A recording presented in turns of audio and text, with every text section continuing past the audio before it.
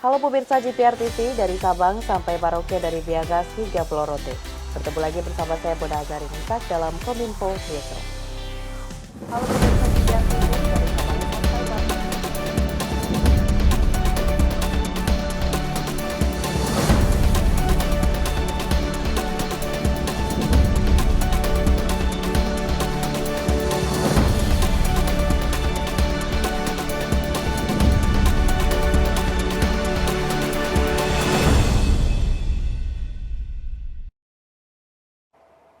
Pemirsa, kita ke informasi pertama.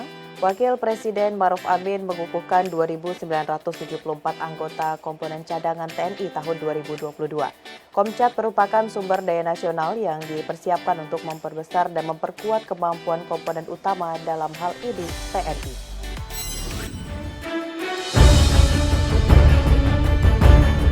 Wakil Presiden Maruf Amin resmi menetapkan sebanyak 2.974 komponen cadangan tahun anggaran 2022 di lapangan terbang Suparlan, Pusdiklat Pasus Kopassus Batu Jajar, Bandung, Jawa Barat. Upacara penetapan komponen cadangan TNI tahun anggaran 2022 diikuti sebanyak 2.974 orang dan dibagi menjadi 5 batalion yang dilatih di masing-masing matra, yaitu Matra Darat 450 orang di Rindam 2 Sriwijaya, 500 orang di Rindam 6 Mula Warman, dan 500 orang di Rindam 15 Hasanuddin. Kemudian 499 orang Matra Laut di Kodikmar Surabaya, serta 500 orang Matra Udara di Pusdiklat Kopasgat Bandung. Selain itu 50 orang dilatih di Pusdik Kowat dan 475 orang kadet Unhas di Universitas Pertahanan Republik Indonesia. Dalam penetapan ini, Wapres Maruf Amin menilai komponen cadangan merupakan strategi antisipatif dalam menghadapi ancaman bangsa, serta salah satu untuk mempersiapkan kekuatan rakyat di berbagai bidang yang memiliki kecintaan pada tanah air. Wapres juga berpesan agar anggota Komcat tetap menjaga mandat supaya terus menjadi inspirasi bela negara bagi masyarakat. Pertama, pelatihan pertahanan komponen cadangan agar didesain dalam perspektif yang luas, menggabungkan pola pertahanan konvensional dan ancaman non-tradisional. Pertahanan modern mengutamakan teknologi informasi dan komunikasi serta peralatan canggih berbasis digital perlu untuk dimasukkan di dalam kurikulum pelatihan. Kedua, yaitu dikembangkan narasi yang optimistik dalam komunikasi publik terkait peran dan fungsi komponen cadangan, sehingga muncul kesadaran kolektif seluruh anak bangsa untuk ambil bagian dalam upaya bela negara yang bisa diwujudkan dalam berbagai bentuk. Tiga, promosi bela negara pada generasi muda membutuhkan terobosan yang inovatif. Kembangkan pelatihan yang kreatif dan kekinian agar program bela negara efektif menjangkau berbagai kelompok sasaran.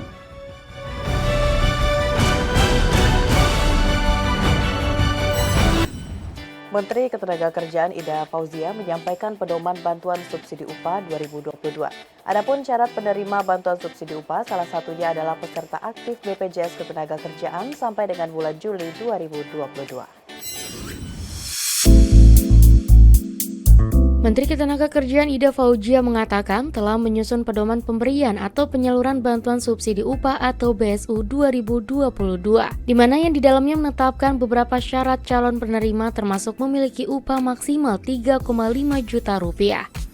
Beberapa syaratnya antara lain merupakan warga negara Indonesia yang dibuktikan dengan kepemilikan NIK dan merupakan peserta aktif BPJS Ketenagakerjaan sampai dengan Juli 2022 dan dikecualikan bagi PNS, TNI, dan Polri. Terdapat 16.198.731 pekerja yang memenuhi syarat untuk menerima subsidi upah tersebut. Penyaluran data dari BPJS Ketenagakerjaan akan dilakukan secara bertahap kepada Kemenaker. Tahap pertama akan mulai dilakukan pekan ini sebanyak 5.099.915 calon penerima. Menaker Ida juga mengatakan pekerja yang pernah menerima bantuan subsidi upah sebelumnya telah berpotensi mendapatkan penyaluran pada 2022 asalkan sesuai dengan kriteria yang telah ditentukan. Yang berhak menerima adalah yang sesuai dengan kriteria sudah saya sampaikan tadi. Upahnya di bawah 3,5 kalau sama dengan upah minimum provinsi, tidak PNS Polri, bukan menerima program, sedang menerima program pemerintah yang lain. Gitu. Ya, kemungkinan besar penerima tahun 2021 juga menerima tahun 2022. Sepanjang kalau tahun 2000 gajinya belum naik ya, tahu-tahu gajinya udah naik sudah di atas 3,5 juta pasti tidak memenuhi. Jadi patokannya itu bukan terima atau tidak tahun yang lalu, tapi sudah sesuaikah dengan kriteria yang diatur dalam Permenaker 10/2022 ini.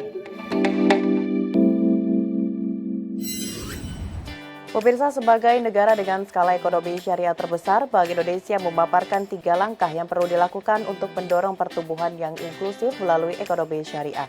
Hal tersebut disampaikan Gubernur Bank Indonesia Peri Warjio dalam acara Festival Ekonomi Syariah Regional Jawa 2022.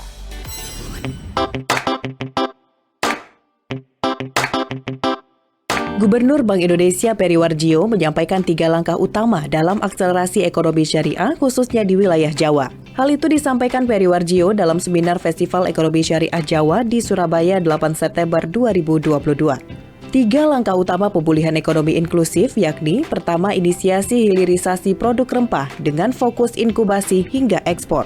Cara ini diyakini mendorong UMKM mampu menembus pasar produk halal dunia. Kedua, kerjasama pemasaran produk halal melalui e-commerce dengan QRIS dan BI Fast sebagai kanal pembayaran. Ketiga, peran pesantren dalam mendukung produk pertanian dan hortikultura guna mendukung ketahanan pangan melalui program Social Partnership for Food Security. Dalam seminar itu, Peri juga menekankan Bank Indonesia secara konsisten melalui berbagai program pengembangan ekonomi dan keuangan syariah seperti perbankan dan unit usaha syariah seperti zakat, infak, dan sedekah produktif. Melalui sinergi serta kerjasama seluruh pihak, Peri yakin kegiatan akan lebih berdampak terhadap capaian yang diharapkan. 20,5 UMKM Indonesia sudah tersambungkan KRIS BI Fast Platform Digital Nasional. Hampir 25 juta pengguna KRIS BI Fast. Mari kita terus digitalkan pondok-pondok pesantren kita, ekonomi keuangan syariah di Jawa, Jawa Timur, dan kemudian kita sambungkan ke dunia.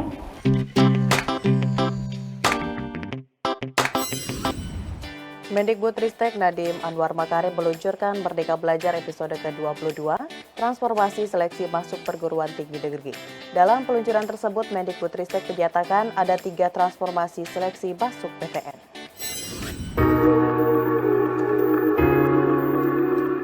Bidang pendidikan di Indonesia dalam beberapa tahun terakhir mengalami banyak perubahan. Kemendikbudristek melalui Merdeka Belajar, transformasi Merdeka Belajar diterapkan ke semua jenjang pendidikan baik SD, SMP, SMA hingga perguruan tinggi. Transformasi pendidikan Merdeka Belajar ini bertujuan mewujudkan SDM unggul yang berperilaku sesuai nilai Pancasila. Dalam prosesnya, Kemendikbudristek menerapkan 5 prinsip perubahan yakni mendorong pembelajaran, kemampuan penalaran, inklusif, transparan, dan terintegrasi.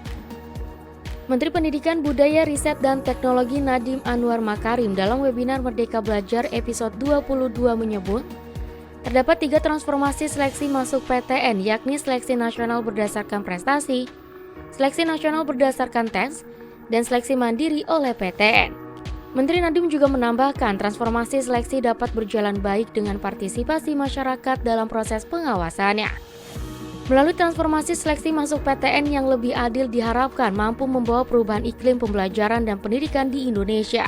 Dalam penutup webinarnya, Menteri Nadiem menyebutkan masyarakat bisa melaporkan pelanggaran aturan proses seleksi melalui kanal webs.kemdikbud.go.id atau kemdikbud.lapor.go.id. Yang pertama adalah seleksi nasional berdasarkan prestasi yang disebut SNMPTN. Kedua, kita punya seleksi nasional berdasarkan tes yang disebut SBMPTN. Dan yang ketiga adalah seleksi secara mandiri oleh oleh masing-masing PTN. Jadi semua perguruan tinggi negeri kita ada 3 jalur tersebut. Nah, sekarang saya akan membahas perubahan yang akan kita implementasikan di setiap jalur seleksi.